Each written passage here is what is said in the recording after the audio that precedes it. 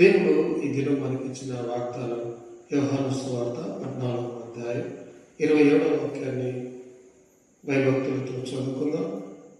శాంతి మీకు అనుగ్రహించి వెలుచున్నాను, నా శాంతిని మీకు అనుగ్రహించుచున్నాను. లోకం ఇచ్చినట్టుగా నేను మీకు అనుగ్రహించటలేదు. మీ హృదయములను కలవరపడనీయకుడి, విరవనీయకుడి అని చెప్పి వాగ్దానం చేస్తున్నా. మన ప్రభు యేసు క్రీస్తు దేవుడు రాజులకు రాజుగా, ప్రభులకు ప్రభుగా, మరి మధ్యకాస్తులకు త్వరగా రానున్న క్రీస్తు తెలియచేస్తున్న మాట. ఇది ఒక సేవకుడు లేదా ఒక ప్రవక్తను లేదా ఒక విశ్వాసను లేదా ఒక గొప్ప అధికారులు తెలియచేయటం లేదు.